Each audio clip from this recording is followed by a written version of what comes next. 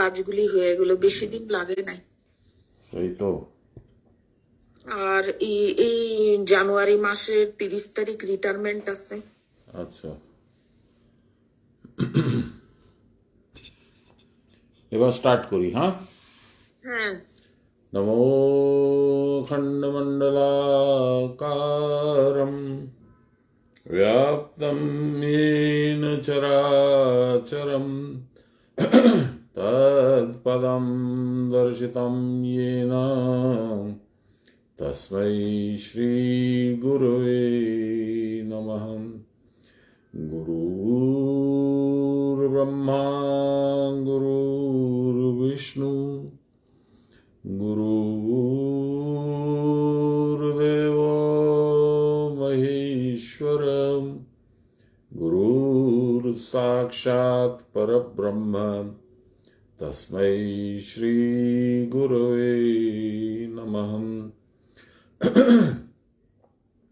ध्यानमूलं गुरोर्मूर्ति पूजामूलं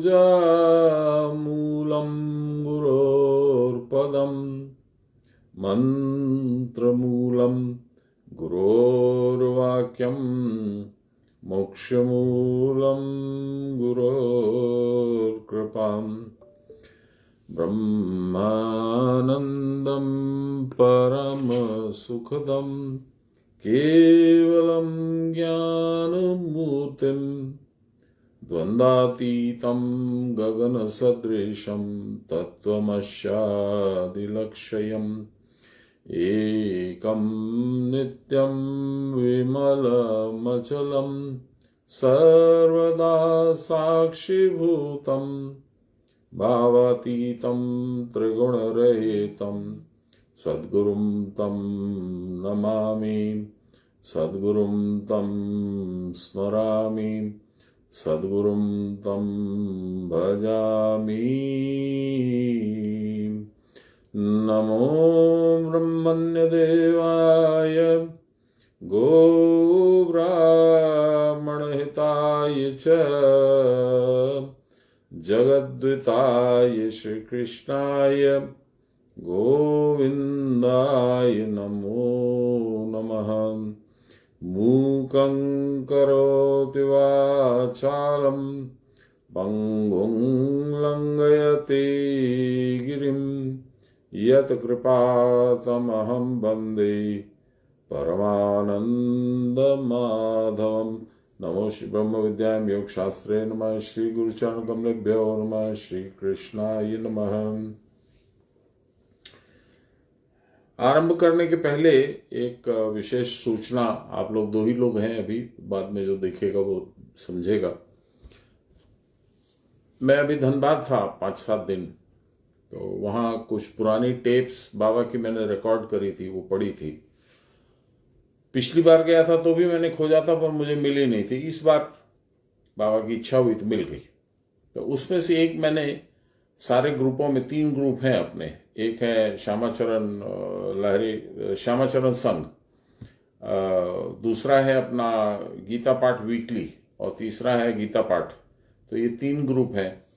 तो तीनों ग्रुपों में मैंने फॉरवर्ड कर दिया है, और आप लोग ध्यान से उसको सुनिएगा। थोड़ी आवाज डिस्टर्ब्ड है, बैकग्राउंड में थोड़ा सा नॉइज पोल्यूशन है, लेकिन थोड़ा ध्यान से सुनिएगा तो आपको पता लगेगा कितना पेशेंटली, कितने धैर्य के साथ, स्नेह के साथ, प्रेम के साथ और कृपा के साथ मुझे वो गीता पढ़ाते थे, सिखाते थे, दिखाते थे। कोई भी प्रश्न मेरा था जितना, और मैंने कई प्रश्न किए, मेरी आवाज भी सुनिएगा आप लोग, तो उसमें आप पाइएगा कि बाबा ने बिल्कुल धैर्य कभी भी छोड़ा नहीं, और प्रश्न कैसा भी हो उसका बहुत सुंदर तरीके से, अच्छे तरीके से, विस्तार से जवाब दिया। उसमें बहुत अनूठी बातें भी हैं उनकी, जैसे खंड काल क्या होता है, महाकाल क्या होता है, और जो 49 वर्ण माने गए हैं वो क्या हैं, प्रवह, प्रत्यह, ऐसे उबह, सुबह, कौन कौन सी वायु होती है, हर एक वायु के अंदर में 7 वायु अलग होती है, वो सब सारा उन्होंने उसमें बताया है। मैं तो बहुत गदगद हो गया। अभी मैंने रिकॉर्ड किया थोड़ी देर पहले ही और फॉरवर्ड किया है। आप लोगों को जब समय मिले देख लीजिएगा।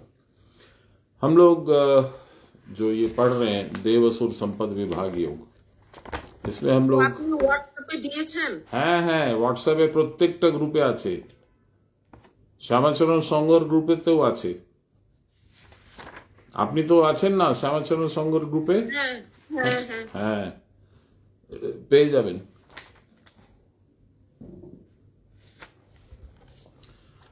कल हम लोगों ने चर्चा की थी 20 नंबर श्लोक में भगवान क्या कहते हैं कि जो लोग आसुरी प्रवृत्ति के हैं,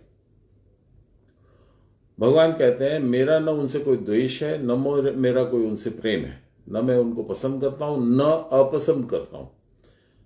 और इस बात का अनुमोदन होता है इस स्तुति से, एकम नित्यम विमलम अचलम सर्वदा साक्षीभूतम भावातीतम। भाव तो होगा, प्रेम का भाव होगा या क्रोध का भाव होगा, उनको भाव होता ही नहीं। भावातीतम त्रिगुण रहितम, कोई अच्छा लगना बुरा लगना ये त्रिगुण के वश भी होता है, वो भी नहीं है।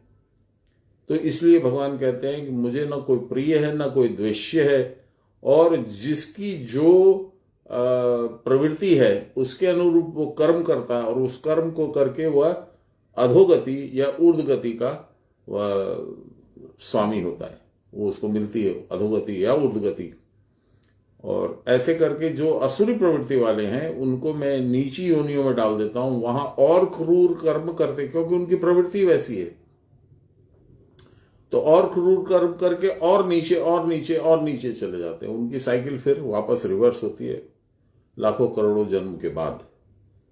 आप लोगों को याद करा दूं कि 84 लाख योनियां मानी गई हैं, जिसमें 4 लाख योनियां योग योनि बोली गई हैं, जिनमें भगवान के साथ जुड़ने की संभावना हो सकती है, भगवान की खोज हो सकती है। और 80 लाख योनियां ऐसी हैं, सांप बिच्छू बाघ वगैरह, चौपाया दोपाया बिना पाया, ये सब के लिए भगवान को पाने की, भगवान को खोजने की, भगवान के साथ जुड़ने की कोई संभावना नहीं होती। इसलिए इनको भोग योनि बताया गया है। भोग योनि का मतलब आप समझ गए कि निम्न योनि, जहां बुद्धि विवेक ये सब नहीं होते, इंस्टिंक्ट होता है, सर्वाइवल, किसको मार के खाना, भोजन प्राप्त करना, अपने बच्चों को बचाना, खुद की रक्षा करना, ये सब होता है। ये इंस्टिंक्टिवली होता है, बहुत सोच विचार के नहीं होता। मनुष्य सोच विचार के कर सकता है काम, और उसमें एक विचार जो सबसे प्रमुख होना चाहिए उसके लिए, वो है भगवान का अन्वेषण, भगवान की खोज। तो ये हम लोग की कल की चर्चा हुई थी। आज हम लोग जो है आगे बढ़ते हैं 21 नंबर श्लोक पे। कहते हैं 3 तरह के नरक के द्वार हैं, बाबा कह रहे हैं, भगवान कह रहे हैं पहले, तब बाबा बता रहे हैं क्या क्या है। त्रिविधम नरकस्येदं द्वारम नाशनमात्मनः काम क्रोधस्तथा लोभस तस्माद्त्रयम् त्यजेत। हे अर्जुन, ये जो 3 चीजें हैं ये तुमको नरक में ले जाने के द्वार हैं, काम क्रोध और लोभ। ये तीनों तुमको नरक में पहुंचा देंगे, इसलिए वहां जाना ही नहीं, तीनों को त्याग दो। पढ़िए, आसुर दोष की जड़ जो 3 दोष हैं वे सर्वथा परित्याज्य हैं, यह बतला रहे हैं इस श्लोक में। काम क्रोध और लोभ ये 3 नरक के द्वार है, अतएव आत्मनाशन अर्थात नीच योनि को पहुंचाने वाले हैं, इसलिए इन तीनों का सर्वथा त्याग करना उचित है। आध्यात्मिक व्याख्या लाहिरी बाबा, काम क्रोध और लोभ इन तीनों में रहने से ही आत्मा में रहना नहीं होता। विवेक सबसे पहला शिकार होकर के शिथिल हो जाता है, काम में भी, क्रोध में भी, लोभ में भी। इसलिए इनका त्याग करना उचित है। त्याग शब्द का अर्थ है फलाकांक्षा राहित्य। अब सान्याल बाबा इसको विस्तार से बोल रहे हैं। आसुरी संपत्ति के असंख्य प्रकार के होने पर भी काम क्रोध और लोभ ये 3 ही मुख्य हैं। इन तीनों का त्याग करने पर आसुरी संपत्ति का परिहार हो सकता है। They can be shut away, the door can be closed on them. ये आत्मज्ञान के नाशक हैं। इन तीनों वृत्तियों द्वारा आत्मज्ञान आच्छादित रहता है, ढका रहता है।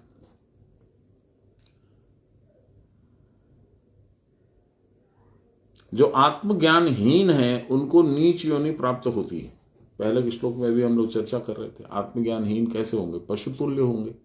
विवेक नहीं है, बुद्धि नहीं है, भगवान का सोच हो ही नहीं सकता है। जो तामसिक गुण है वो ऑल परवेसिव है। तामसिक गुण के 4 लक्षण है: भय, निद्रा, मैथुन, आहार। भय टेंशन, निद्रा सो जाना, मैथुन बच्चे पैदा करना, और आहार खाना खाना। अब इनमें कोई भी फ्रीक्वेंसी चलती है, कभी ये कभी ये कभी ये कभी ये, बस यही चलता है। इतनी उनकी दौड़ धूप है। तो जो आत्मज्ञानहीन है उनको नीच योनि प्राप्त होती है। इन तीनों में जो मग्न रहते हैं उनका आत्मा में रहना होता ही नहीं है। मस्तिष्क में किसी ज्योति का प्रकाश नहीं होता। तो मुमुक्षु साधक के लिए विशेष चेष्टा करके इन तीनों का त्याग करना आवश्यक है। फलाकांक्षा रहित होना ही यथार्थ त्याग है, परंतु क्रिया की परावस्था के बिना फलाकांक्षा का त्याग होता नहीं है। देखिए कितनी विकट परिस्थिति है। अभी जो मैंने वो आप लोगों को भेजा है, श्यामाचरण संघ में भी गीता पाठ वीकली में भी और गीता पाठ लाइव में भी, उसमें भी बाबा ने ये कहा है। उनकी शब्दावली में यूज करता हूं, जैसा उन्होंने बोला वैसे ही बोलने की चेष्टा करता हूं। जैसे गाय के 2 सिंगों के ऊपर में यदि सरसों का दाना तुम रखना चाहोगे तो वो कितनी अवधि में गिर जाएगा नीचे, तुरंत, वो टिकेगा ही नहीं वहां, है ना। बाबा कहते हैं भगवान को पाना भी इतनी अवधि में हो सकता है, लेकिन तुमको प्रेपरेटरी अभ्यास, प्रैक्टिस करना पड़ेगा। सुनिएगा, बहुत ज्ञानवर्धक है। और मेरा सौभाग्य है कि ये टेप मुझे इतने दिनों के बाद भी मिल गई और अभी भी ठीक ठाक है, चल रही है। इन तीनों का त्याग करने पर आसुरी संपत्ति का परिहार हो जाए, ये पढ़ लिए। फलाकांक्षाहीन साधक को सत असत किसी भी कर्म में प्रवृत्ति नहीं होती। सत असत दोनों में उनको प्रवृत्ति नहीं होती। स्वभावतः जब जिस भाव का उदय होता है तदनुरूप कर्म चेष्टा उनकी हो जाती है। परंतु जो मुमुक्षु हैं, मुमुक्षु का मतलब होता है मोक्ष की प्राप्ति हेतु चेष्टाशील या अभ्यासरत, उसको मुमुक्षु बोलते हैं। जो भी पहुंचा नहीं है, रास्ते में, उनको इन तीनों के ऊपर विशेष लक्ष्य रखने की आवश्यकता है। कौन तीनों? काम, क्रोध और लोभ। आचार्य शंकर कहते हैं नरक प्राप्ति के 3 द्वार हैं। इन द्वारों से प्रविष्ट होने पर आत्मा नाश को प्राप्त होता, अर्थात दूसरे किसी पुरुषार्थ के योग्य नहीं रह सकता। आत्मा का तो नाश होता नहीं है। इस जो कहते हैं आत्मा का नाश को प्राप्त होता है, मतलब उसकी स्मृति से, उस प्राणी, उस जीव की स्मृति से आत्मा का कोई भी ख्याल, कोई भी विचार हट जाता है। इन तीनों में जो दबे रहते हैं उनके लिए मोक्ष का मार्ग अवरुद्ध रहता है। इन तीनों में आसक्ति रहने पर इच्छा होने से भी मोक्षमति में जाने का कोई उपाय नहीं, मोक्ष मार्ग में भी जाने का उपाय नहीं। इसलिए मुक्ति मार्ग में जाने की इच्छा करने वाले पुरुष के लिए इन तीनों के संयम में विशेष लक्ष्य रखने की आवश्यकता। फिर से बता दूं, काम, क्रोध और लोभ की बात चल रही है। 22 नंबर श्लोक। काम मुक्त पुरुष का श्रेय साधन में सामर्थ्य। इसको काम समाप्त हो गया, अब उसको लाग लपेट नहीं है। ऐतैर्विमुक्त कौन्तेय तमो द्वारे स्त्री निर्भर आचरत्यात्मन श्रेयस्ततो याति पराम गतिम। इन तीनों नरक के द्वारों से मुक्त होकर मनुष्य अपना कल्याण, मनुष्य अपना कल्याण साधन करता है, उससे उसको परम गति को प्राप्त करता है। लारी बाबा, इन तीनों को छोड़कर आत्मा में सर्वदा रहते हुए गुरु वाक्य के द्वारा क्रिया करके उत्तम गति की प्राप्ति होती है। काम, क्रोध, लोभ, इन तीनों को छोड़ करके गुरु के वाक्य का स्मरण करके वो सही दिशा में जा सकता है। चित्त के उपद्रव शून्य हुए बिना कोई श्रेय साधन में कृत कार्य नहीं होता। चित्त में तो उपद्रव चल रहा है, मैं उसको मजा चखा दूंगा, उसने मुझे ऐसा बोला, मेरा ऐसा धन हरण कर लिया, मेरी पत्नी को इंसल्ट किया, मेरे बच्चे को पीट दिया, ऐसा कर दिया, वैसा कर दिया, तो श्रेय साधन कहाँ का आएगा? आपका तो अभी दिमाग तो उपद्रव में है। काम, क्रोध और लोभ के प्राबल्य के कारण मनुष्य अपने श्रेय आचरण से वंचित होता है। श्रेय आचरण जो मेरा कल्याण करे। जो इन त्रिविध उपद्रवियों से मुक्त है उनको ही मुक्ति प्राप्त होती है। मैं किसी अच्छे संत से, गुरुतुल्य संत से मैंने पूछा था कि महाराज हम लोगों का क्या होगा, मुक्ति उक्ति मिलेगी? तो उन्होंने कहा था आप लोग बिजनेसमैन हैं, व्यवसायी हैं, पैसा ही जानते हैं, पैसे पे ही व्यस्त रहते हैं। जब तक वो मोह आपका नहीं छूटेगा मुक्ति की सोचिए भी मत। लॉजिकल तो है, पर उनको तो ये मालूम नहीं है ना गुरु की कृपा क्या होती है। संत है, सब कुछ है, पर वो जिस प्रकार से गुरु ने स्नेह का वरद हस्त यहां रखा है वो तो उसको मालूम नहीं है। तो पैसे वाले हों चाहे नहीं हो, चाहे कुछ भी हो, गुरु उससे सबसे ऊपर है। वो टान के निकाल देंगे, ठीक जगह पे पहुंचा देंगे। देह इंद्रिय आदि के विषयों को फिर से पढ़ता हूं। देह इंद्रिय आदि के विषयों की और गति होने पर नरक का मार्ग प्रशस्त होता है। देह इंद्रिय आदि के साथ मिलकर मन काम लोभ आदि की वासना को चरितार्थ करता है। जो लोग काम लोभ आदि का ही उपभोग करना चाहते हैं उनकी दृष्टि विषयों की सीमा अतिक्रमण नहीं कर सकती, विषय के क्रॉस नहीं कर सकते। They can not cross the limits of material attraction. उनके प्राण को की गति बराबर ईड़ा पिंगला में ही प्रवाहित होती है। ईड़ा पिंगला में ही प्राण चलता, बल्कि सांस जोर से चलने लगती है। अतएव चित्त विशेष रूप से बहिर्मुख हो जाता है। इससे केवल त्रिताप की ज्वाला उठकर मानव को दुख के सागर में निमज्जित कर डालती है। देहेंद्रिय के यंत्र को चलाती है प्राणवादी वायु। उनके ही विशेष विशेष प्रवाह से ये काम क्रोध लोभ आदि समुद्भूत होते हैं, पैदा होते हैं। अतएव प्राण को शांत किए बिना इस रिपुत्रय के हाथ से छुटकारा नहीं मिलेगा। सदगुरु के उपदेश के अनुसार प्राण क्रिया करने पर प्राण की गति ईड़ा पिंगला से लौटकर सुषुम्ना में प्रवेश करती है। बाबा ने क्या बोला था, याद कराता हूं आपको। To know God you have to enter your mother's womb. Very strange kind of statement, but it has a lot of logic. इसका मतलब क्या है? मां के गर्भ में ईड़ा और पिंगला का श्वास प्रवाह नहीं है, बहिर्श्वास नहीं है। सुषुम्ना के माध्यम से ही बच्चे को ऑक्सीजन मिलती है। वैसी स्थिति लानी पड़ेगी, तब भगवान को जान पाओगे।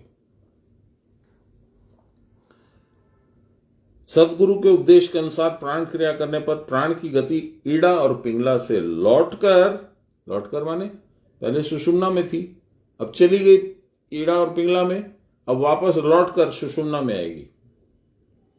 सुषुम्ना में प्रवेश कर जाती है। सुषुम्ना में प्राण की गति होने पर परागति की प्राप्ति होती है, अर्थात सहस्रार में स्थिति होती है। यही जीव की सर्वोत्तम गति है। उस समय काम क्रोध लोभ आदि को दूर करने की चेष्टा भी नहीं करनी पड़ती। वे प्राण की स्थिरता के साथ साथ स्वयं निर्वापित हो जाते हैं। उनकी अग्नि बुझ जाती है, फ्लेमहीन हो जाते हैं, विदाउट फ्लेम।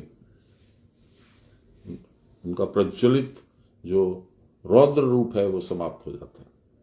23 नंबर श्लोक। यह शास्त्र विधि मृत्सृज्य वर्तते काम कारत न स सिद्धिम वाप्नोति न सुखम न पराम गतिम। जो इसकी विपरीत गति करते हैं, जो काम क्रोध लोभ में रत रहते हैं, उनको न सुख मिलता है, न परागति मिलती है, न सिद्धि मिलती है। जो आदमी शास्त्र विधि का त्याग करके स्वेच्छानुसार कर्म में प्रवृत्त होता है, वह आदमी सिद्धि और सुख और परागति किसी को प्राप्त नहीं होता। आध्यात्मिक व्याख्या लहरी माशे 3 लाइन। शास्त्र की विधि अर्थात क्रिया के द्वारा विशेष रूप से स्थिति न होकर फलाकांक्षा के साथ जो कर्म करता है उसको सिद्धि नहीं होती। सुख और परम गति की तो प्राप्ति होती ही नहीं है। परम गति अर्थात स्थिति। कहां स्थिति? सहस्रार में। शास्त्र क्या कहते हैं? शास्त्र हैं क्या? शास्त्र कहने से वेद का ही बोध होता है।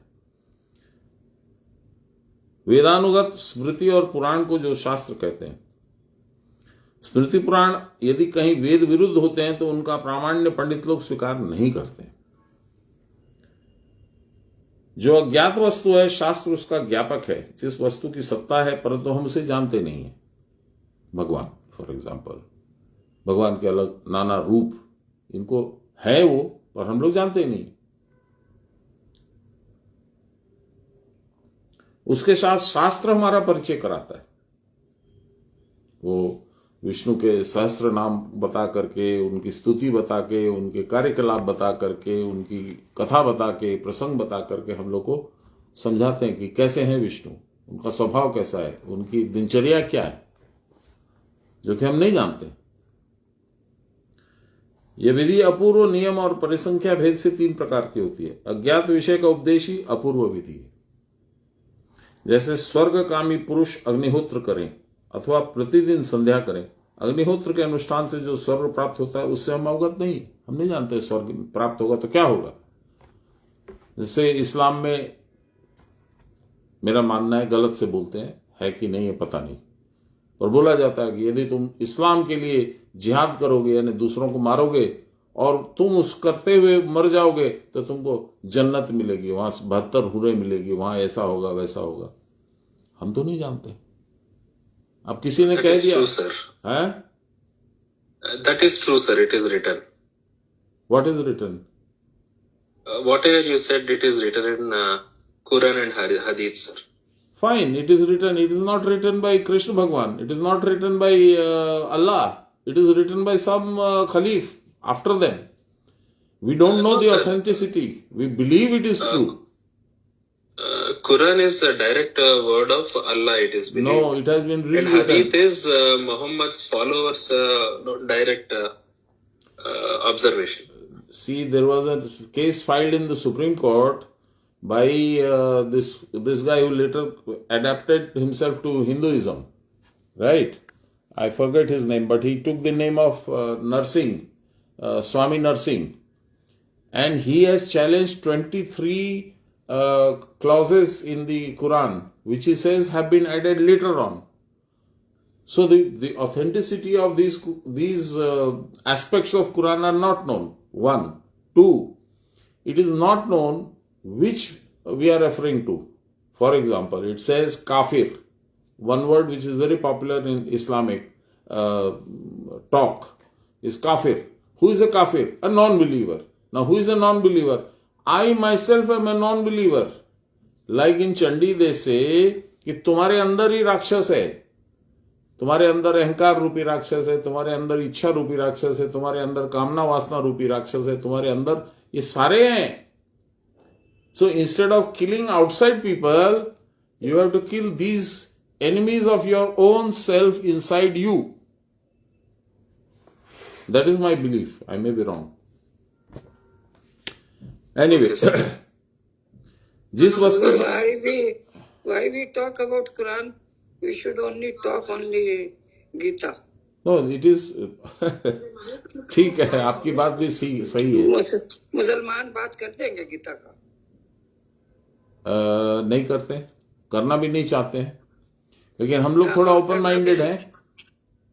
तो हम कुरान का बात क्यों करें? हम कुरान का बात इसलिए करना चाह रहे हैं, इसलिए कर रहे हैं कि हम लोग ये बताना चाह रहे हैं कि कहाँ आदमी का मिस इंटरप्रिटेशन हो जाता है और वो कहाँ कितना जघन्य काम कर दे सकता है. बम मार देना, गोली मार देना, ये सब क्यों है? क्योंकि उसका जो बोला गया है उसका मिस इंटरप्रिटेशन है. जैसे बोला गया कि अभी बाबा बोले कि to know God you have to enter your mother's womb, तो इसका मतलब क्या है? मां के गर्भ में पुनर्प्रवेश करना? नहीं, इसका मतलब दूसरा है. तो एक चीज बोली गई है, उसका शाब्दिक अर्थ एक होता है और आध्यात्मिक अर्थ दूसरा होता है और उसका मेटाफोरिकल अर्थ तीसरा होता है. उसी तरह समझने के लिए, हाँ, समझने के लिए. उसी तरह से जैसे हम लोग के शास्त्रों में लिखा गया है कि सुखदेव जी अपनी माता के गर्भ में 12 साल थे. तो ये असंभव चीज है. आपको मालूम है कि बच्चा यदि 9 या 10 महीने के बाद में मां के पेट से निकलेगा नहीं तो मां भी मरेगी, बच्चा भी मरेगा, ये मालूम है आपको. लेकिन हम लोग के भागवत में लिखा हुआ है, तो इसका मतलब भागवत बेवकूफ है या जो लिखा है भागवत वो बेवकूफ है या पुरानी कल्पना की बात? ये चर्चा हो रही है कि जो लिखा है उसको शब्दशः मान लीजिएगा तो रॉन्ग कंक्लूजन पे पहुंच जाएगा. That's all.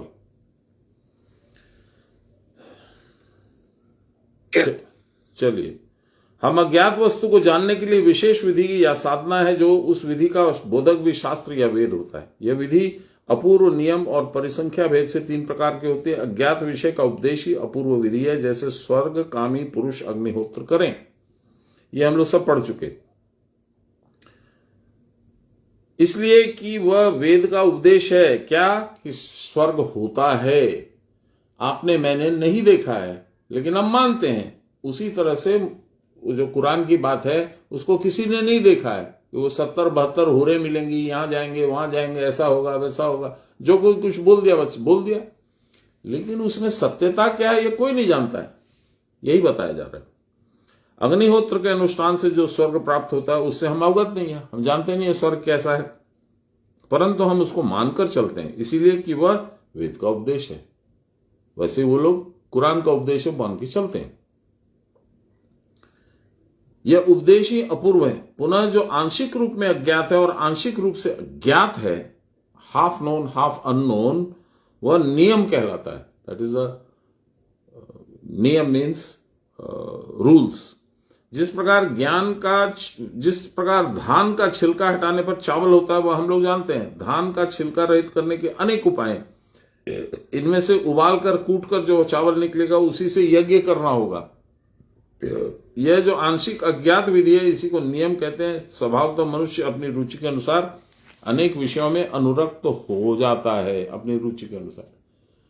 अभी होता क्या है, साइकोलॉजिकल फीलिंग है मनुष्य की कि मुझे पावर चाहिए, मैं सबसे पावर हूं। तो सबसे पावर देने वाली चीज जो है वो बंदूक है, बम है। उसको देख के सब घबराते हैं। कितने बड़े भी पहलवान सामने आ जाएंगे तो वो बंदूक देखेंगे तो अरे बाप रे, जाओ यार, तुमको जो करना है सो करो, ऐसा बोलेंगे हम लोग। तो बात क्या थी, हम अल्लाह को खुश करने के लिए चले, लेकिन यहां टेरिटरी, संसार का आनंद, सोना चांदी, सुंदर औरतें, इनका जुगाड़ करने के लिए हमने बंदूक का उपाय किया और कुरान को उसमें दोषी ठहरा दिया कि कुरान में लिखा हुआ है। कोई अरबिक जानता नहीं है, कोई समझता नहीं है। और इंटरप्रिटेशन मैंने कहा 3 तरह के हो सकते हैं। जैसे मैं एक एग्जांपल और देता हूं। वेद में एक श्लोक है, मुझे याद नहीं है उसका संस्कृत का मूल श्लोक क्या है, लेकिन उसका अर्थ यह है कि हे मेरे प्राणों के देने वाले पिता, यह मेरी हवि आपको स्वीकार हो। बहुत सुंदर है, बहुत अच्छा है। अब जरा मुझे बताइए तो किस पिता की बात की जा रही है? आपको पैदा करने वाले बायोलॉजिकल फादर की, या भगवान की, या सूर्य भगवान की? क्योंकि तीनों ही इसमें लागू होता है। तो इसीलिए गुरु की आवश्यकता है उसको आपको समझाने के लिए कि सही क्या है, ये किस पिता की बात हो रही है, what is the reference to the context, what is the context. तो यदि आप नहीं समझते हैं तो आपको जो मन में आता है स्वेच्छाचार से आप मान लेंगे कि साहब ये तो भगवान की बात हो रही, तो मैं उस पर फिर तर्क करूंगा कि नहीं साहब भगवान की बात नहीं हो रही है। सूर्य भी तो ऐसा है जो सबको प्राण देता है। रात को सब सो जाते हैं तो मृत प्राय हो जाते हैं, सूरज उगता है तो सब में प्राण संचारित करता है। तो सूरज की बात है, आप भगवान की बात बोल रहे हैं, गलत बोल रहे हैं। आप बोलेंगे नहीं भगवान ही सही है। प्राण का मतलब तो मुख्य प्राण है जो एक बार आता है तो बाद में मरने के समय ही निकलता है, तो प्राण तो वो देते हैं। ऐसे तरह के बहुत सारी आर्ग्यूमेंट होती है। मेरा ये अभी बोलने का उद्देश्य इतना ही है कि किसी चीज का अर्थ कोई अपने मतलब से निकाल ले वो सही है ऐसा जरूरी नहीं है। तो प्रामाणिक क्या है? प्रामाणिक वो है कि जो गुरु सदगुरु जिसको आपने ट्राइड एंड टेस्टेड किया है, बहुत बार उनका टेस्ट होता है गुरु को, मैंने कई बार टेस्ट किया अपने गुरु को, और जब हर मोर्चे पे उनको सफल पाया है तब मैंने अपना विश्वास उनके चरणों में रखा कि नहीं आप ही हैं जो है सो, बाकी कोई नहीं है।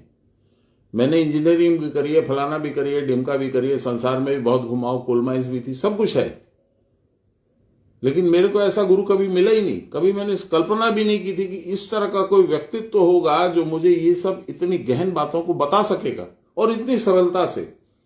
और उसका एग्जाम्पल आज मैंने पोस्ट किया, देखिएगा किस तरीके से वो मेरे से बातचीत कर रही है। क्या नहीं समझे तुम? अच्छा इसको देखो, इसमें ऐसा है, और पूरा बता रहे हैं।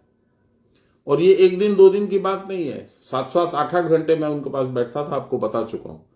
तो ऐसे प्रमाणित गुरु को यदि आप मिल जाओगे फिर वो जो बोलेंगे आपको मान लेना है। लेकिन आप उनको मानने के पहले खुद उनका टेस्ट तो करोगे, आश्वस्त तो होगे कि नहीं जो बोल रहे हैं ये कई बातों में गलत भी बोल जाते हैं, कभी ऐसा भी हो जाता है, ऐसा भी सोच आ सकता है। वो सब वो परीक्षाएं वो पास किए, तब मैंने माना उनको।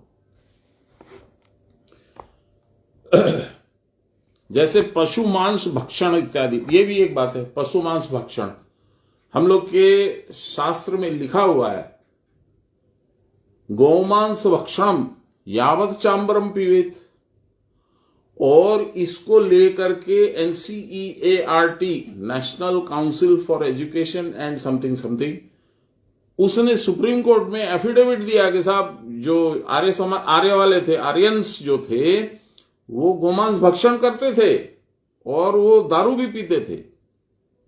अब देख लीजिए, आप लिख दिया, लिखा हुआ है, वो सुप्रीम कोर्ट में एफिडेविट भी दिया। अब ये क्या है गोमांस? गोमांस है जिह्वा। जिह्वा का भक्षण माने जिह्वा को उठा करके तालुकुभुर में घुसा देना, यह है गोमांस का भक्षण। गो मतलब जिह्वा, गो मतलब वाणी, गो मतलब पृथ्वी, बहुत सारे अर्थ है। यहां सीधा हम लोग कम जानते हैं, गौ, गौ माने cow, this is go, single ref, तो गोमांस भक्षण हो गया, बीफ खाना। यावत चांबरम पीवेत, ऊपर से सहस्रार से अमृत तुल्य रस टपकता है, उसको पी के मस्त रहते हैं साधु लोग। कबीरदास जी ने भी कहा है, क्या कहा है? हम वह देश के वासी हैं जहां 12 माह वसंत, ऐसा कौन सा देश है बताओ तो आप? अच्छा चलो मान लीजिए, हम वह देश के वासी हैं जहां 12 माह वसंत अमी पड़े और निझर झरे, it flows like a fountain, और भीजत हैं सब संत। काहे भाई, दूसरे आदमी काहे नहीं नहा सकते? क्योंकि आप वहां पहुंच ही नहीं सकते हैं, आपके तालु कुहर से वो रसना टपकेगी ही नहीं। अब इसको कौन समझाएगा NCERT को? वहां तो सब ब्यूरोक्रेट्स बैठे हुए हैं, उन्होंने अपना मतलब निकाल दिया और भेज दिया। सुप्रीम कोर्ट ने भी बोला हाँ ठीक है। ये होता है अर्थ का कुअर्थ, या अर्थ तर्क का कुतर्क। अब कोई जानता नहीं है। अब वो लोग दिखा देंगे आपको ऋग्वेद का या वो जिस भी वेद में है उसका निकाल, देखिए ये लिखा हुआ है, ये रहा ये श्लोक, ये फलाना पेज, फलाना चैप्टर, फलाना ये, उसमें लिखा है गोमांस भक्षणम। अब इससे ज्यादा क्या क्लियर होगा कि गोमांस भक्षणम माने बीफ खाना। यावत चांबरम पीवेत, और उसको भी बीफ भी खाना है, दारू भी पीना। Totally foolish, totally irrational, totally incorrect. लेकिन सुप्रीम कोर्ट ने भी मान लिया, क्योंकि वहां जो बैठे हुए हैं न्यायाधीश बन करके, उनको भी कुछ अकल नहीं है इस विषय की। सब विषय से सब लोग तो वाकिफ नहीं होते ना।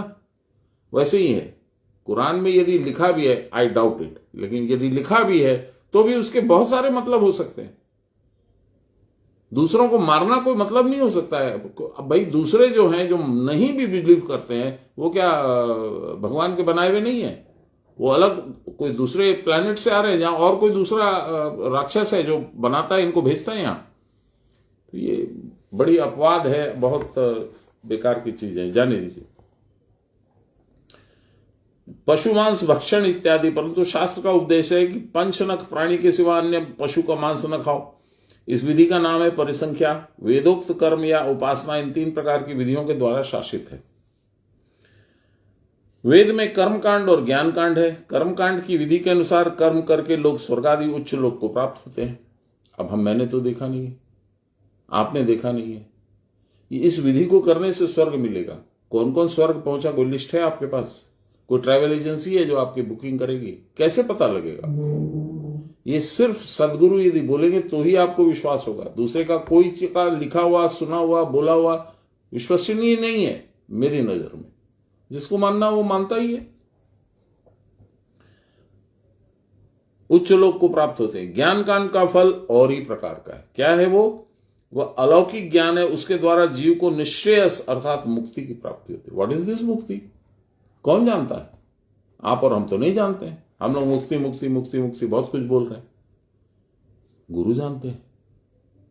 वो बोले तो वो एकदम मेरे लिए एकदम लोहे की लकीर है, पत्थर की लकीर है। इसलिए वेद सर्वपथ का प्रदर्शक है। वेद के बिना जीव को मुक्ति प्राप्त नहीं हो सकती। इसीलिए दुर्गा सप्तशती में कहा है, शब्दात्मिका सुविमलर्गजुषाम निधान मुदगीत रम्य पद पाठवतांच साम्नाम देवी त्रयी भगवती भव भावनाय वार्ता च सर्व जगताम परमार्थिहंत्री। हे देवी, तुम शब्द ब्रह्मा हो, तुम विशुद्ध ज्ञानप्रद ऋग और यजुर्वेद की आश्रय हो, तुम उद्दात आदि स्वर योग में रमणीय पदयुक्त सामवेद का भी आश्रय हो।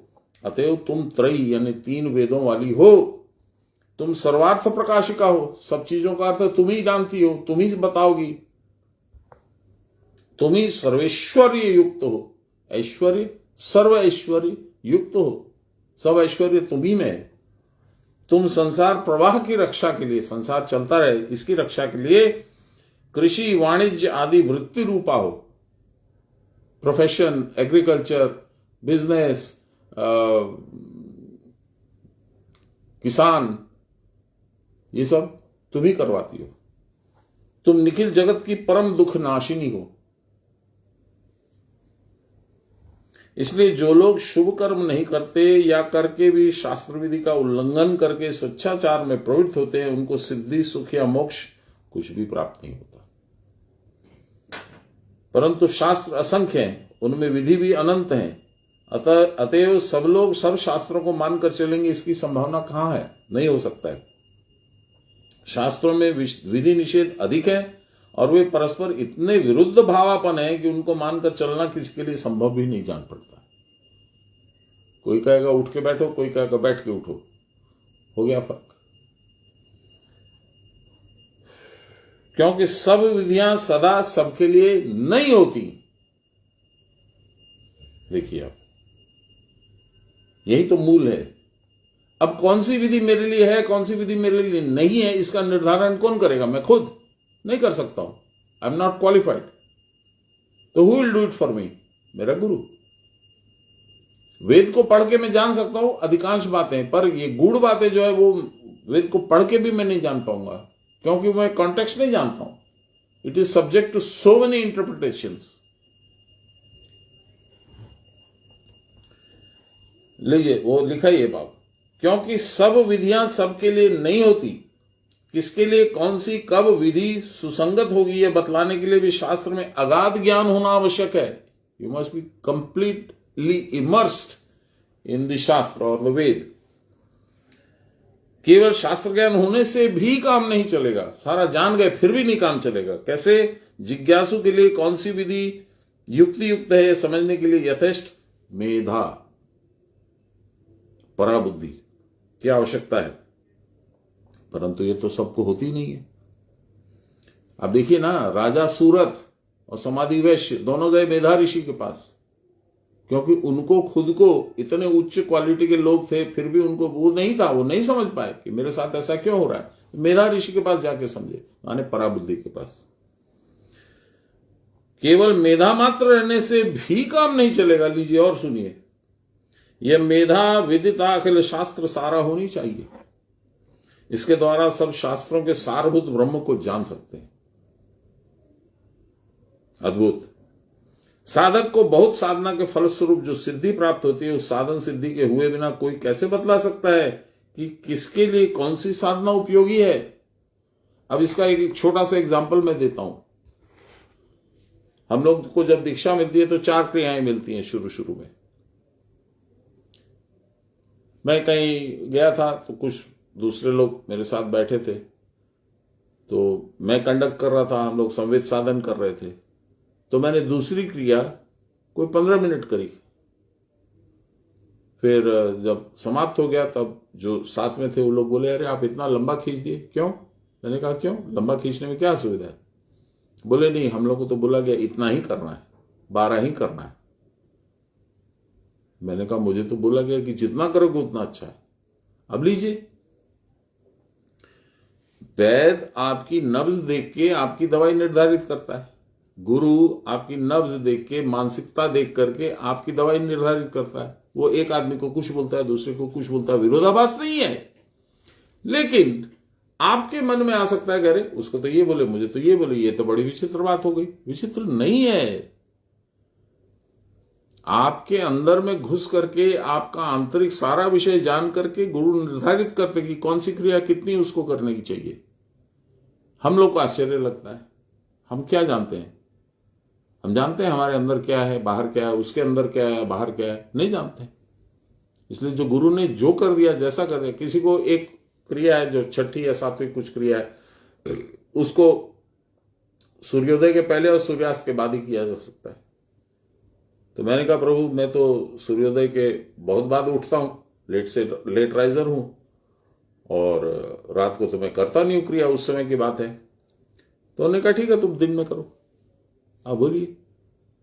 बाकी सबको मालूम है कि सुबह सूर्योदय के पहले और शाम को सूर्यास्त के बाद करना है। मेरे को उन्होंने छूट दे दी। अब इसको क्या बोलिएगा आप? इसलिए इसमें कोई तर्क नहीं हो सकता। ये विश्वास की बात है।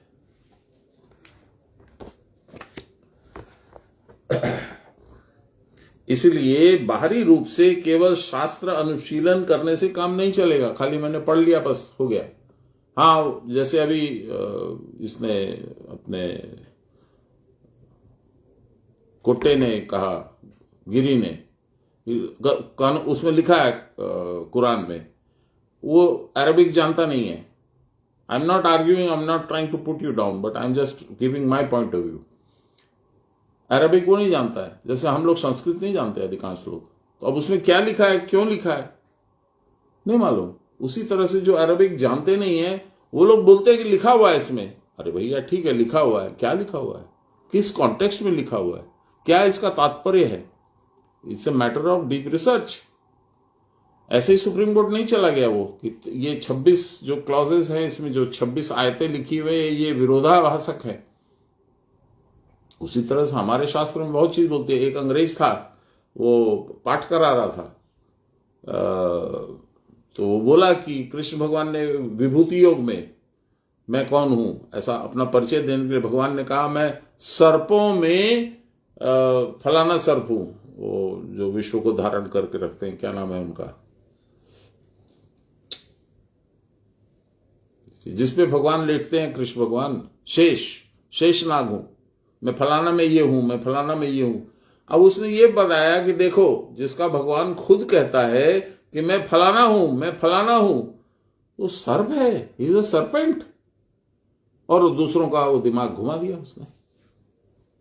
अब वो क्या बोल रहे हैं भगवान, किस कॉन्टेक्स्ट में बोल रहे हैं, किस रेफरेंस में बोल रहे हैं, दैट इज ऑल गॉन। जो कम समझ लोग हैं वो प्रभावित हो जाते हैं।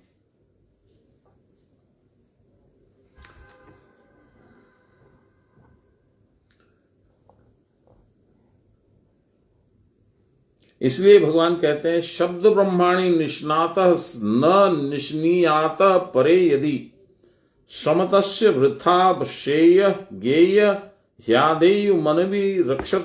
जो शास्त्र में अभिज्ञ हैं, नहीं जानते, परंतु पर निष्णात नहीं, अर्थात पर ब्रह्म का ध्यान धारणा आदि नहीं करते हैं,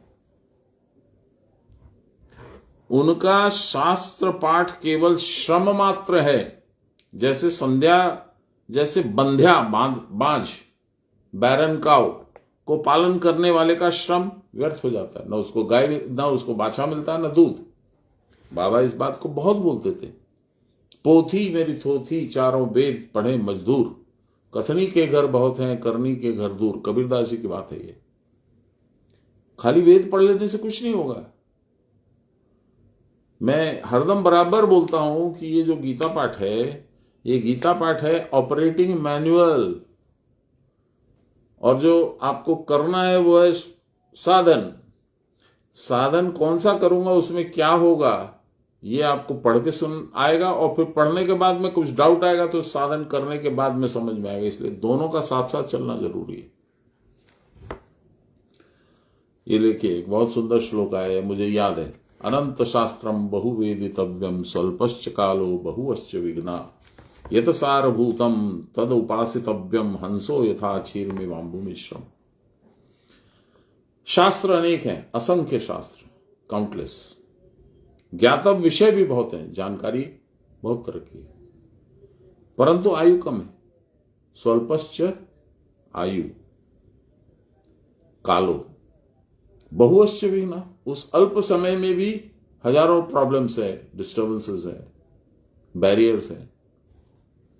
इसलिए जो सारभूत है, द एसेंस, वही उपासितव्य है, उसी को ग्रहण करो। जैसे हंस जल मिश्रित दूध का सार भाग ग्रहण करता है, दूध ले लेता है और पानी छोड़ देता है, उसी प्रकार शास्त्र से सार भाग प्राप्त करना चाहिए। यद्यपि आत्म तत्व सुविज्ञेय नहीं है, शास्त्रानुसार ही उसका अनुसंधान करना होगा, परंतु शिक्षाचार से शास्त्रानुशीलन भी विशेष हानि करता है। किंतु आजकल हम इसे नहीं मानते, जिसका जो मन में आता है सो बोलता है। इस श्लोक का बाहरी अर्थ भी अतिशय उपादेय है, परंतु इसके भीतर जो एक आध्यात्मिक तत्व है उसकी विवेचना यहां की जाती है। सान्याल बाबा बोल रहे हैं, ये जो श्लोक अभी पढ़े, अनंत शास्त्रम बहुवेदितव्यम, उसका बाहरी अर्थ तो क्लियर है, मैंने बताया आपको। आंतरिक अर्थ क्या है सुनिए। शास्त्र का अर्थ है वेद, और वेद का अर्थ है ज्ञान। वेद का अर्थ है ज्ञान। वेद अपौरुषेय है, पुरुष की चेष्टा के फल से ज्ञान नहीं होता। मैं शास्त्र पढ़ लूंगा, वेद पढ़ लूंगा, मुझे सब ज्ञान हो जाएगा, नहीं होगा। मंदार में एक बहुत प्रिय गुरुजी हैं, संस्कृत वेद विद्यालय के प्रिंसिपल हैं। उनको वेद में डॉक्टरेट प्राप्त है। मैं जब भी जाता हूं वो आ जाते हैं,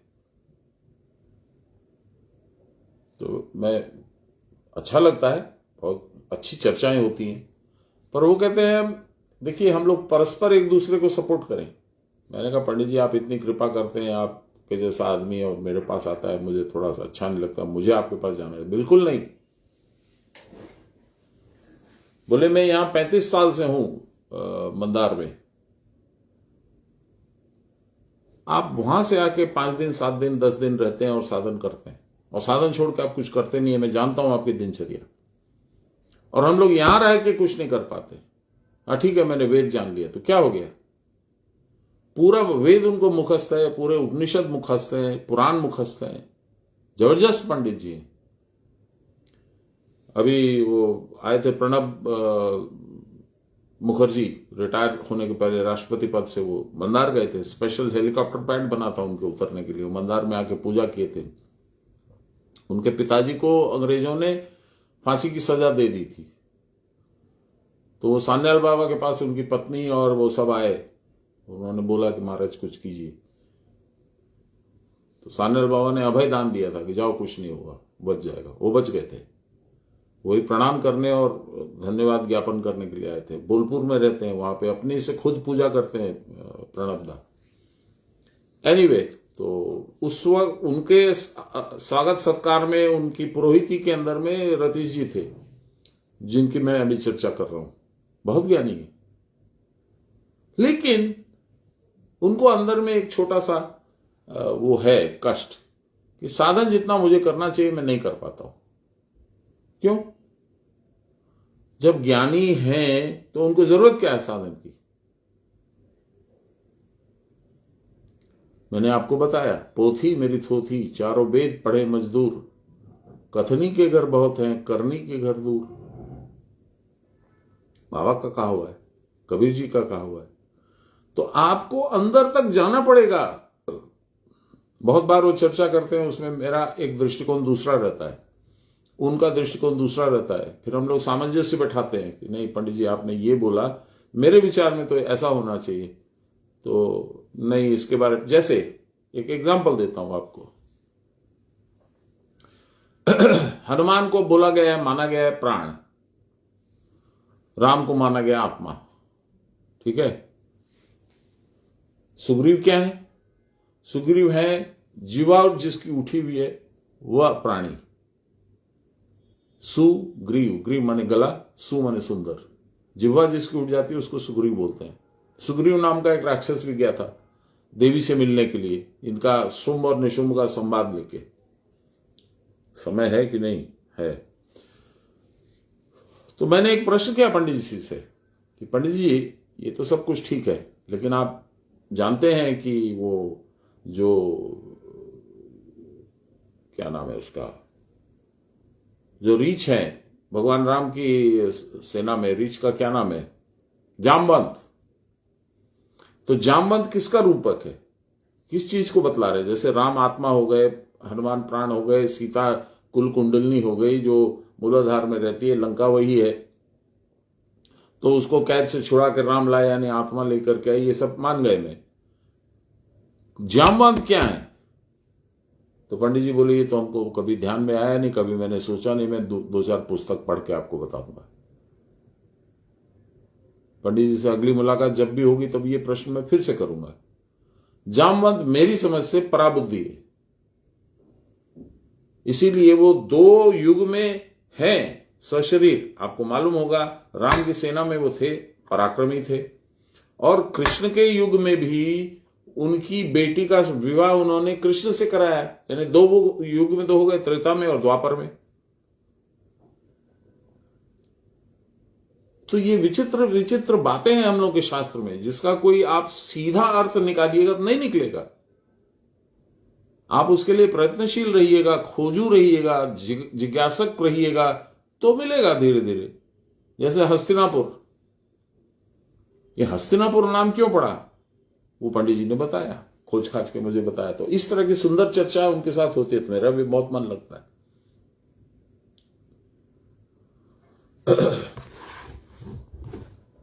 देखिए हस्तिनापुर नाम क्यों पड़ा, जब चर्चा चल पड़ी तो मैं बता ही दूं आपको। सुहोत्र नामक एक राजा थे। सुहोत्र क्या हुआ? सुहोत्र हुआ जो सुंदर यज्ञ करता है, यानी साधन करता है, ठीक। तो सुहोत्र के कोई संतान नहीं थी, फिर अचानक उसको एक अतिकाय बलशाली संतान पैदा हुई, मन, वही बना हस्तिनापुर। उसी के नाम पे हस्तिनापुर, पुर माने जहां वो रहता है, वो शरीर है आपका, इसलिए हस्तिनापुर माने आपका शरीर, है ना। तो बहुत सुंदर सुंदर बातें हैं हम लोग के शास्त्रों में, और उसका अर्थ एकदम विस्मयकारी है। आश्चर्य हो जाता है कभी कभी, अरे वाह, ये हम सोच रहे थे क्या और निकला इसका अर्थ क्या, ऐसा भी हम लोग के दिमाग में आता है। इसलिए इतना आसान नहीं है कि हम लोग लॉजिक लगा करके शास्त्र को समझ लेंगे, नहीं समझ पाएंगे। चलिए, आत्मदृष्टि के अभाव से हमको भ्रम उत्पन्न होता है, आत्मदृष्टि है ही नहीं। ये सर्वदा होता रहता है, परंतु हमारे भ्रम के कारण सत्य वस्तु में तो कोई विकार नहीं घटित होता।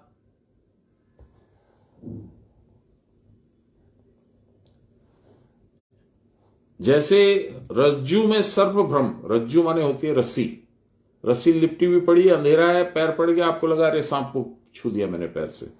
रज्जु में सर्प भ्रम होने पर रज्जु तो रज्जु ही रहता है।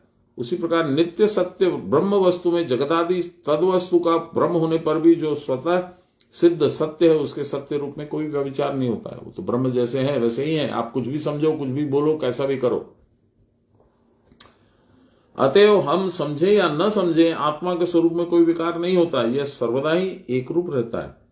इस एकत्व का दर्शन सबको नहीं होता, क्योंकि सूर्य के अंक में मेघ के समान सत्य ज्ञान के अंक में कुछ आवरण पड़ जाता है। मेघ, ऐसा लगता है कि मेघ ने सूर्य को ढक दिया है, हम जहां हैं वहां ढका है। यहां से 5 किलोमीटर जाइएगा तो एकदम खूब जबरिया से सूरज चमक रहा है, सूरज को कौन ढक सकता? उसी तरह से ब्रह्म ज्ञान को कोई नहीं ढक सकता। आपका भ्रम उसको कुछ देर के लिए ओझल कर देता आपके नेत्रों से। यह आवरण ही अज्ञान का जनक है। आवरण के दूर होने पर हम सूर्य के स्वतः प्रकाश का अनुभव कर सकते हैं, परंतु हमारे जानने के पहले ही उसके स्वतः प्रकाश में कोई व्यतिक्रम नहीं होता। इसलिए पुरुष की चेष्टा के फल से ही ज्ञान समुत्पन्न होता तो ऐसी बात है ही नहीं। पुरुष की चेष्टा के फल से केवल ज्ञान का आवरण दूर होता है। जो पर्दा पड़ा हुआ है वो पर्दा खुल जाता है, हट जाता है, और आप सत्य वस्तु को देखते हैं। यह ज्ञान का आवरण ही प्रकृति या क्षेत्र है, शरीर। क्या बोला? कबीरदास जी की रचना है। घूंघट के पट खोल रे, तोहे पिया मिलेंगे। घूंघट के पट खोल, घट घट में वो साईं रमता, घट घट में वो साईं रमता, कटुक वचन मत बोल रे, तोहे पिया मिलेंगे। घूंघट के पट खोल, कबीरदास जी की रचना है, मीराबाई का फेवरेट भजन है। इसका अर्थ क्या है? शरीर रूपी जो घूंघट है, जिसने तुम्हारी दृष्टि को बंद कर रखा है, उसको खोलोगे तो तुमको भगवान के दर्शन होंगे। अब इसका अर्थ कुछ भी निकाल लो आप। प्रेमी और प्रेमिका के प्रणय में भी यही है, घूंघट के पट खोल तोरे पिया मिलेंगे। इसमें क्या अप्रासंगिक है बताइए आप? जो बात है वो है, प्रेमिका अपना घूंघट खोलेगी तब तो पिया को देखेगी। अब कौन से पिया है, विचार करिए।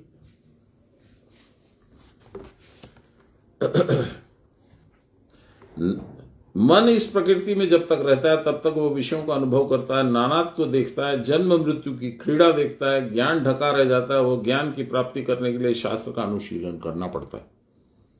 शास्त्र का अर्थ है शासन या आज्ञा। किसके शासन में यह शरीर यंत्र चल रहा है? वायुर्धाता शरीरिणाम, वायु ही इसका धाता है, धात्रा।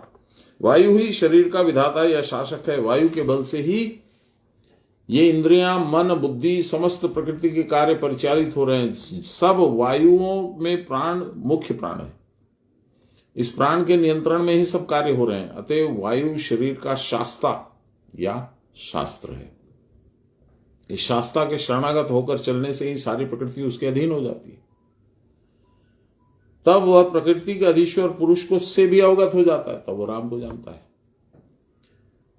तब वह प्रकृति के अधीश्वर पुरुष को से भी अवगत हो जाता है। इस प्रकृति पुरुष से अवगत होकर जीव जन्म मरण से परे हो जाता है। अतएव तैत्तिरीय उपनिषद में लिखा है, नमस्ते वायो त्वयमेव प्रत्यक्षम ब्रह्मासि। आप ही प्रत्यक्ष ब्रह्म है। क्यों? तो ब्रह्म तो प्रत्यक्ष है नहीं, दिखते नहीं है। वायु तो दिखती है, प्राण दिखता है। ये वायु ही प्रत्यक्ष ब्रह्म है। हे वायु, तुमको नमस्कार है। प्राणग्नय एवे तस्मिन पुरे जागृति। इस देह रूप पुर में प्राण रूपी अग्नि त्रय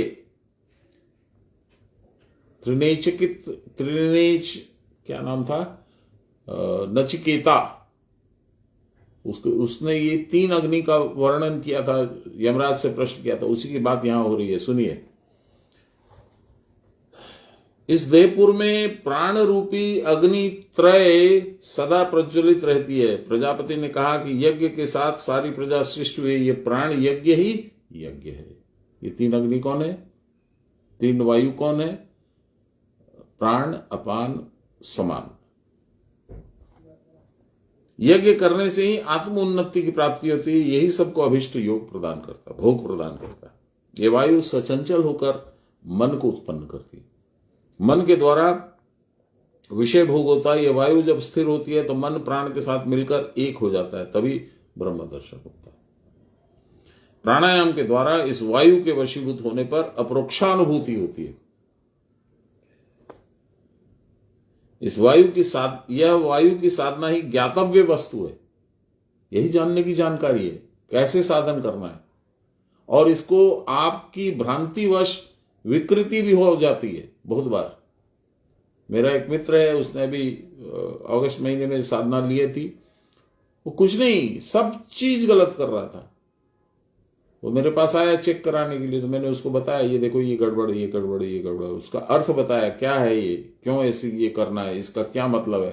तो बोला, अरे हम तो सोच रहे थे और कुछ, निकल गया और कुछ। बहुत से लोग मिसलीड करते हैं।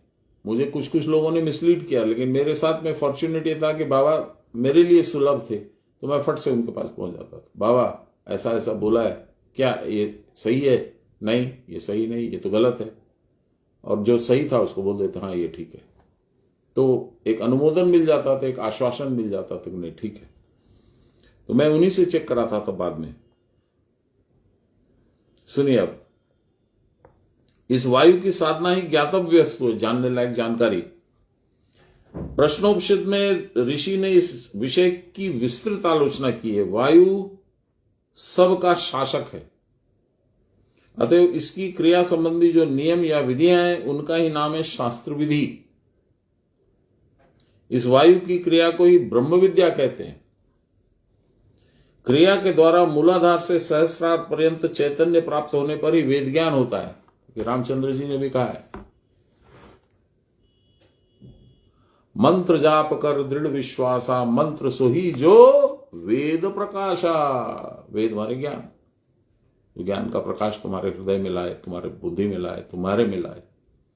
रामचंद्र जी ने कहा शबरी को।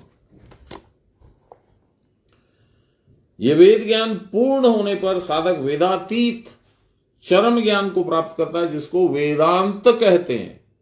यहां पे कृष्ण भगवान ने उसको ज्ञान, वेद को, और वेदांत को कहा है विज्ञान। विगत हो गया जहां ज्ञान। जो कुछ भी मैंने सीखा वो CAT cat, MAT mat, RAT rat, अब उसकी जरूरत नहीं है।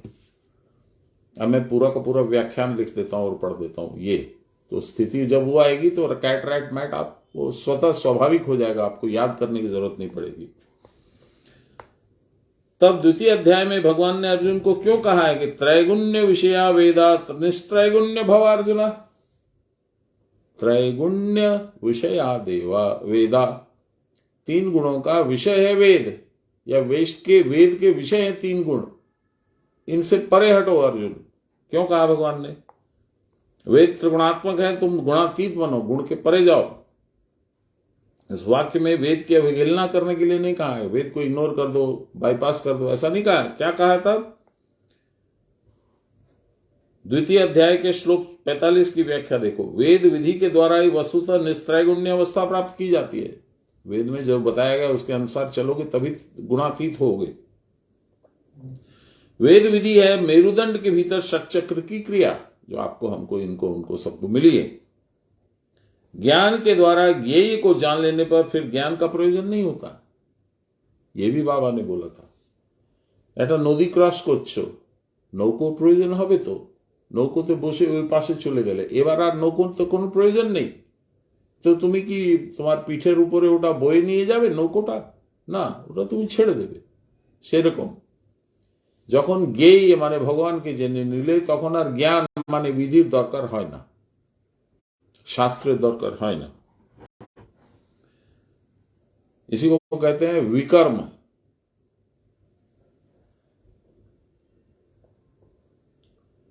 उस गुणातीत अवस्था की प्राप्ति के बाद फिर क्रिया की आवश्यकता नहीं होती। इसलिए प्रारंभ में शास्त्र विधि का त्याग कर स्वेच्छाचारी होने का निषेध किया गया। शुरू में मन को षटचक्र में न रखकर बाहर की वस्तुओं में रखना ही शास्त्र विधि का उल्लंघन है। सहस्रार में प्राण की स्थिति होने पर क्रिया का अंत हो जाता है। इसलिए षटचक्र की क्रिया ही वेद का कर्मकांड और सहस्रार में स्थिति ही ज्ञान कांड है। अब बताइए, वेदज्ञ शास्त्रज्ञ लोग वो समझेंगे नहीं। ज्ञाने परिसमाप्यते, ज्ञान में समस्त समाप्त हो जाता। ज्ञान क्या है? ज्ञान स्वयं ब्रह्म है, भगवान, उन्हीं में सब समाप्त हो जाते हैं। इस विशेष स्थिति के द्वारा ही मन का चांचल्य तिरोहित होता है। मन परम शांत होकर परमानंद रूप आत्मा में चिर दिन के लिए निमग्न हो जाता है। क्रिया पहले इड़ा पिंगला में ही प्रारंभ करनी पड़ती है, क्योंकि वही उस समय प्रत्यक्ष होती है, वही हमको मालूम है। और हम जाएं कहां? क्रिया करते करते इड़ा पिंगला में कार्य बंद होकर सुषुम्ना में कार्य आरंभ होने लगता है। सुषुम्ना में प्राणवायु का प्रवाह चलने पर ही निर्मल सत्व गुण का आविर्भाव होता है। पश्चात साधक गुणातीत हो जाता है। जो क्रिया नहीं करता उसकी इड़ा पिंगला की गति शुद्ध नहीं होती, अतएव परमा स्थिति लाभ न होने से उसको यथार्थ सुख या परम गति निर्वाण मोक्ष की प्राप्ति नहीं हो सकती। अब यहां पे वो श्लोक याद करिए, 9वें अध्याय से हम लोग बोलते आ रहे हैं। क्या बोलते आ रहे? शास्त्र विधि। यानी विधिवत।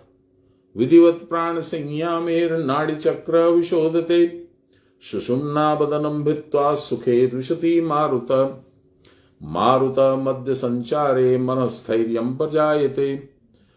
सुषुम्ना में जब प्राण चलेगा, आवागमन सुषुम्ना में आपके प्राण का प्रवाह होने लगेगा, तो मन जो है वो जाकर के आत्मा में आत्मगोपन करेगा। मन अब मन नहीं रहा। मनस्थैर्यम प्रजायते का मतलब यही है, मन में स्थिरता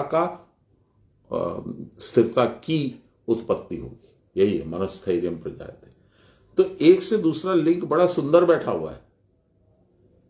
हम लोग इसमें कोई अपने मन से ये क्यों हुआ, वो क्यों हुआ, वो क्यों नहीं हुआ, वो ऐसा करना चाहिए, वैसा हम लोग क्वालिफाइड नहीं है इस तरह का स्टेटमेंट देने के लिए, फिर भी हम लोग आवेग में बोल जाते हैं। यहां ये बताया गया कि जब तक विस्तार से चीज को नहीं समझो, जब तक तुम्हारे लिए श्रेयस्कर क्या है, जो तुम्हारा कल्याण करेगी वो क्या है, वो मार्ग तुम गुरु बताते हैं उसको नहीं मानोगे, तब तक तो तुम फंसे रहोगे। मोक्ष की बात तो तुम भूल जाओ, स्थिति और शांति कुछ नहीं मिलेगी। चलिए आज यही समाप्त करते हैं।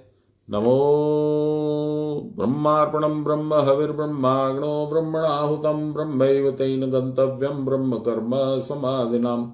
नमो श्री ब्रह्म विद्याम योग शास्त्रे नमः। श्री गुरुचरण कमलेभ्यो नमः। श्री कृष्णाय नमः। श्री कृष्ण गोविंद हरे मुरारे, हे राम नारायण वासुदेव। श्री गुरु चैतन्य हे आत्मदेव, हे मात दुर्गे हर विश्वनाथ। सर्वे भवन्तु सुखिनः, सर्वे सन्तु निरामयाः, सर्वे भद्राणि पश्यन्तु, मा कश्चित् दुःखभाग् भवेत्। असतो मा सद्गमय, तमसो मा ज्योतिर्गमय, मृत्योर्मामृतं गमय। आविराविमयीधि।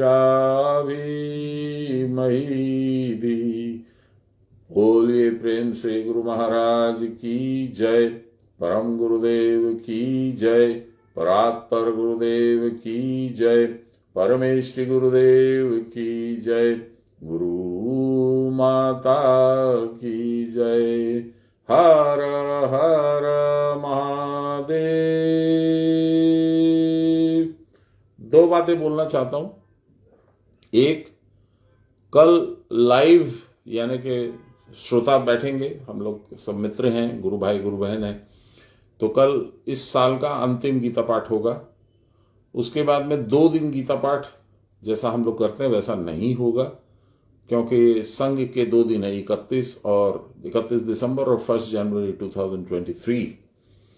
तो वो 2 दिन नहीं होगा। फिर 2 तारीख को हम लोग फिर ऑनलाइन मिलेंगे। और दूसरा ये है कि जो लोग कलकत्ते में हैं, जिनके लिए आना सुलभ है, जिनके लिए आने में कोई असुविधा नहीं है, उनको संघ अटेंड करना चाहिए। ये 50वां वार्षिकोत्सव है, मामूली बात नहीं है।